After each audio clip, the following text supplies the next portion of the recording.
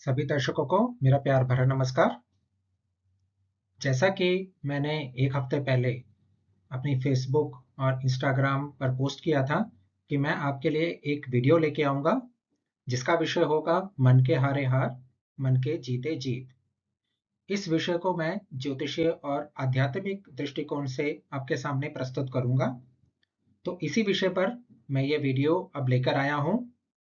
चूँकि ये विषय बहुत ही गहन विषय है और इस पर अनगिनत समय तक हम बात कर सकते हैं, हम चिंतन कर सकते हैं, हम मंचन कर सकते हैं। तो मैंने इस विषय को 2 भाग में विभाजित किया है। एक भाग में जो कि मैं अभी आपके सामने प्रस्तुत करने वाला हूँ, इस विषय को मैं आध्यात्मिक दृष्टिकोण से प्रस्तुत करूँगा और उसके बाद दूसरे भाग में मैं इसी विषय को ज्योतिषीय दृष्टिकोण से आपके सामने लेकर आऊँगा। दोस्तों, मेरा यह चैनल कुंडली फॉर लाइफ आप सभी को ज्योतिषीय और वैदिक तरीके से हर ज्ञान देने के लिए तत्पर है। मैं इस चैनल के माध्यम से आपको हर बात को, हर विषय को 2 दृष्टिकोण से प्रस्तुत करूँगा। ऐसे भी और वीडियो मैं आपके सामने अलग-अलग विषयों पर लेके आऊँगा। तो आप मेरे यूट्यूब चैनल @कुंडली फॉर लाइफ को सब्सक्राइब करिए, ताकि आप इस तरह के वीडियो आगे भी देख पाएँ। और आप मेरे इंस्टाग्राम हैंडल @कुंडली फॉर लाइफ को फॉलो करिए, ताकि जब भी ऐसा कोई वीडियो मैं आपके सामने लेके आऊं या कोई ऐसा विषय जो आप चाहते हैं जिस पर मैं अपना ज्योतिषीय और आध्यात्मिक दृष्टिकोण प्रस्तुत करूं, आप मेरे इंस्टाग्राम हैंडल पर लिखिए या मेरे यूट्यूब चैनल पर कमेंट दीजिए। आप सबके लिए मैंने इस वीडियो को हिंदी भाषा में बनाया है। हालांकि इसमें लिखी हुई जानकारी अंग्रेजी भाषा में होगी, ताकि मेरे वो दर्शक जो अंग्रेजी भाषा में ज़्यादा अधिक कंफर्टेबल महसूस करते हैं, ये वीडियो उनको भी हर तरह की जानकारी दे पाए। तो दर्शकों, चलते हैं अब इसके आगे के भाग। तो दर्शकों, आइए मन को एक आध्यात्मिक दृष्टिकोण से जानने की कोशिश करते हैं। यूं तो मन जैसे गूढ़ विषय के ऊपर असंख्यों साहित्य लिखे गए। कई वैज्ञानिकों ने, कई दार्शनिकों ने, कई ऋषियों महर्षियों ने इस विषय को समझने की कोशिश की।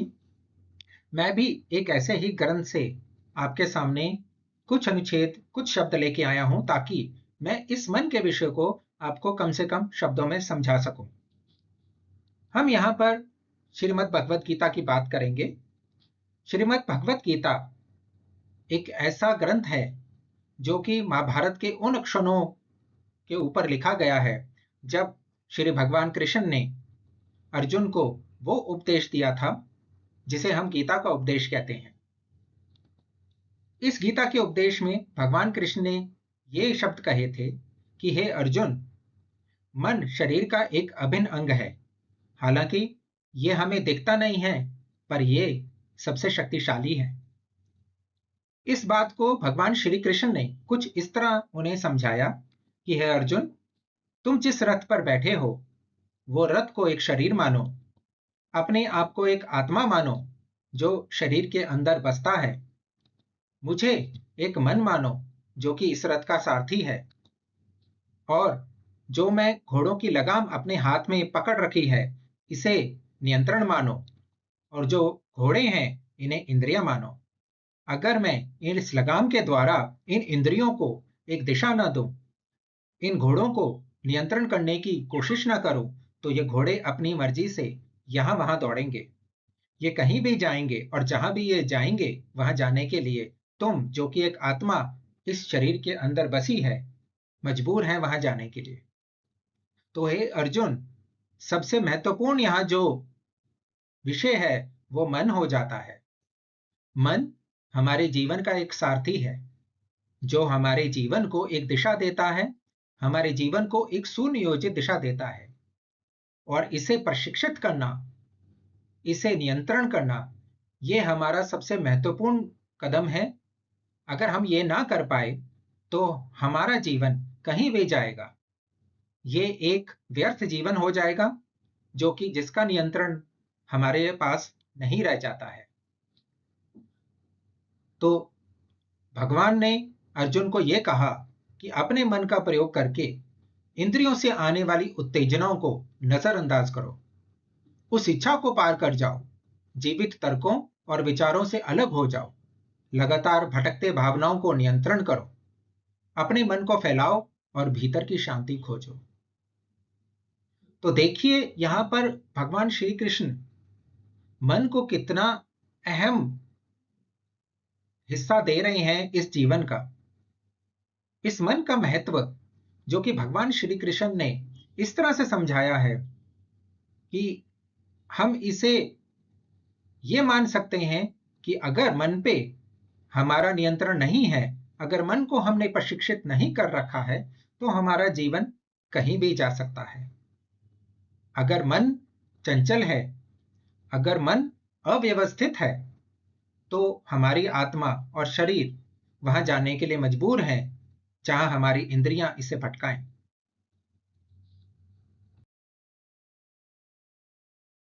तो दर्शकों, हमने अभी श्रीमद् भगवत गीता के माध्यम से मन को समझने की कोशिश की कि मन हमें जीवन में एक दिशा देने के लिए कितना महत्वपूर्ण माना गया है।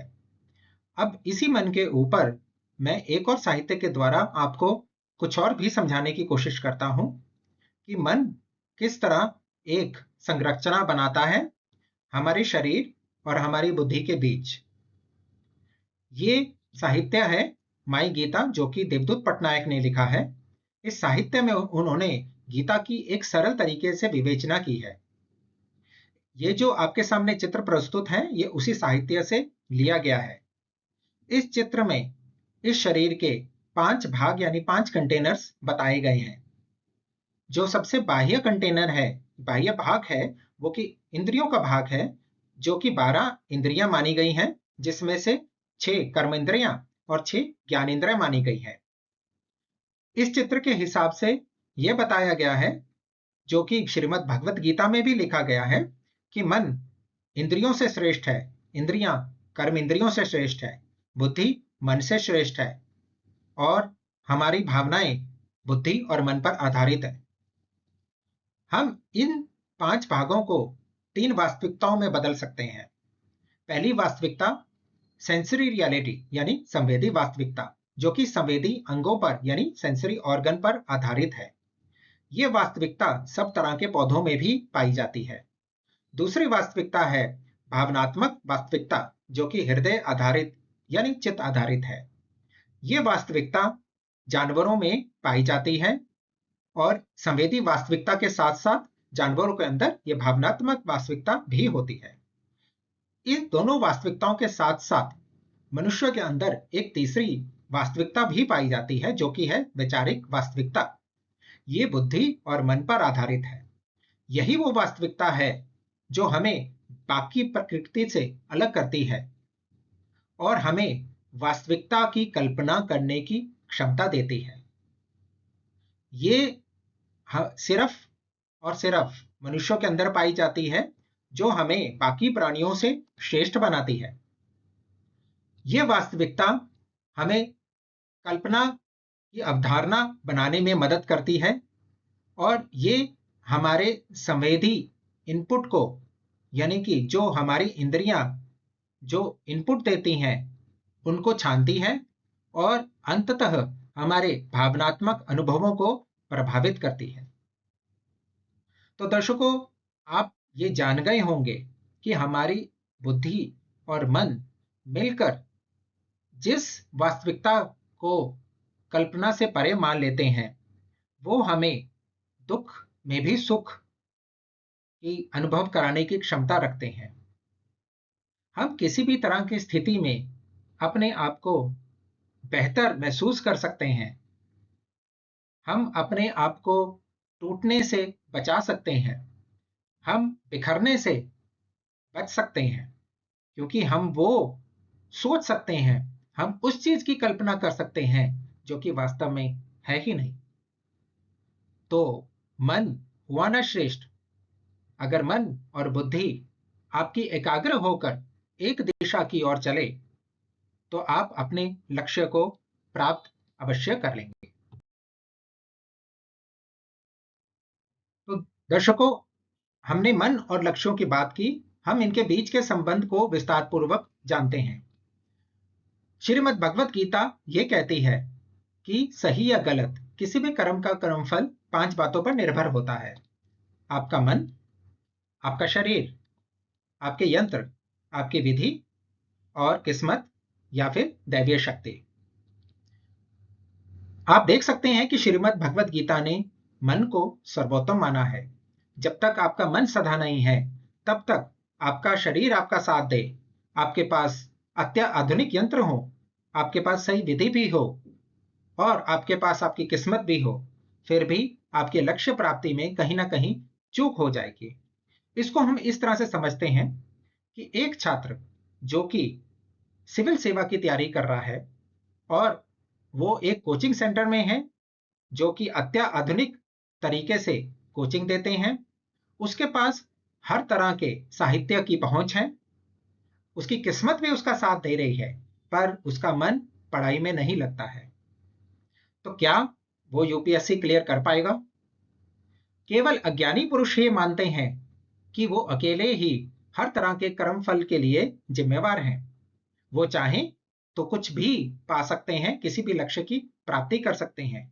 पर श्रीमद् भगवत गीता ये कहती है कि जब तक आपकी ये 5 बातें सधी नहीं है, एक कर्म में नहीं है, अलाइंड नहीं है, तब तक आप लक्ष्य की प्राप्ति नहीं कर सकते। हम इसको इस तरह से समझते हैं, ये जो बड़ा गोलाकार चित्र है, इसको हम अपना शरीर माने और शरीर के अंदर एक मन है जो कि शरीर को आच्छादित किए हुए है। मन को विचारों ने आच्छादित कर रखा है और आपके विचारों को आपके डर ने आच्छादित किया है। इसी डर के अंदर हमारी संभावनाएं हैं, इसी डर के अंदर हमारे खतरे हैं और इसके बाद इन खतरों को और इन संभावनाओं को दूसरों के डर ने आच्छादित किया है। तो आपको अपने लक्ष्य तक पहुंचने के लिए कहां से होकर गुजरना है, इस बात को आप यहां से समझने की कोशिश करिए। जब तक आप दूसरों का डर अपने मन से नहीं निकालेंगे, तब तक आप अपनी संभावनाओं और खतरों का अवलोकन नहीं कर पाएंगे। और जब आप अपनी संभावनाओं का अवलोकन कर पाएं, तब आप अपने डर पे काबू पा पाएंगे। तब आपके विचार शुद्ध हो पाएंगे और साफ हो पाएंगे। तब आपका मन आपके शरीर को उस लक्ष्य की तरफ प्रेरित कर पाएगा। इसको गीता में इस तरह से कहा गया है कि हे अर्जुन, जो व्यक्ति मन, पदार्थ और भौतिक प्रवृत्तियों के सत्यों को वास्तव में समझता है, वे जन्म और मृत्यु के चक्र से मुक्त हो जाता है, चाहे उसकी जीवन शैली कैसी भी हो। और यही गीता में यह भी समझाने की कोशिश की गई है कि है अर्जुन, अपना मन मुझ में इतना लीन कर दो और मैं तुम्हें पुनर्वर्ती मृत्यु के सागर से उठा दूंगा, यानी कि मृत्यु और जीवन के चक्र से बाहर निकाल लूंगा। यदि तुम ऐसा नहीं कर सकते तो योग का अभ्यास करो और अपने मन पर कार्य करो। जी हाँ, अपने मन को साधना एक दिन का काम नहीं, एक हफ्ते का काम नहीं, ये एक निरंतर अभ्यास है। यदि तुम ऐसा भी नहीं कर सकते तो अपने काम को मेरे काम समझकर करो। यदि तुम यह भी नहीं कर सकते तो अपने आप को मेरा उपकरण बनाओ और वही करो जो मैं कहूं। तो यहां पर यंत्र की बात की गई है। यदि तुम यह भी नहीं कर सकते तो बस अपना कार्य करो और परिणाम मुझे सौंप दो। अध्याय 12 श्लोक 6 से 11। तो दर्शकों, ये जो मैं आपको बता रहा हूं, ये कोई नई बात नहीं है। ये आपने पहले भी बहुत बार सुनी होगी कि कर्म करो, फल की इच्छा ना करो। पर कर्म करने के लिए जब तक आपका मन सधा नहीं है, जब तक आपका मन संकल्पित नहीं है, अपने लक्ष्य की तरफ अग्रसर नहीं है, तब तक आप किसी भी लक्ष्य की प्राप्ति नहीं कर सकते, जैसा कि मैंने आपको अभी यहां पर समझाया। तो दर्शकों, आशा है मैं अभी तक आपको यह समझाने में सफल रहा हूं कि किस तरह हम मन की हमारे जीवन में, हमारी जीवन शैली में इतनी अधिक महत्ता है। क्यों आध्यात्मिक दृष्टिकोण से मन को इतना अधिक महत्व दिया गया है? क्यों हर जगह श्रीमद् भगवत गीता में मन की बात की गई है। मन चाहे तो आपको किसी भी स्थिति में आराम महसूस करवा सकता है, आपको दुख में सुख का अनुभव करवा सकता है, आपको सर्दी में गर्मी का अनुभव करवा सकता है। इसीलिए सदियों से ऋषि महर्षि मन को साधने में लगे हैं। जिसने मन को साध लिया उसने जीवन लक्ष्य को प्राप्त कर लिया। वो इस जन्म मरण के चक्र से छूट गया। वो इस लोक में और परलोक में हमेशा सुखी रहा। अब आपको मैं आखिर में एक चीज बताना चाहता हूं कि मन जिस तरह हमारा मित्र है उतना ही हमारा शत्रु भी है। अगर आपने अपने मन का नियंत्रण किसी और के हाथ में दिया तो। एक चित्र जो आप अभी यहां देख रहे हैं, यहां पर जो मन है, जो सारथी है, जो असली आपके शरीर का सारथी है, यानी आपका खुद का मन, आपने अपने मन को पीछे रखकर अपने इंद्रियों की कमान किसी और की इच्छाओं के हाथ में, किसी और के लक्ष्यों के हाथ में, किसी और की भावनाओं के हाथ में पकड़ा दी है। यानी आपके मन को आपने पीछे कर दिया और किसी और के मन से आपके मन का नियंत्रण हो रहा है।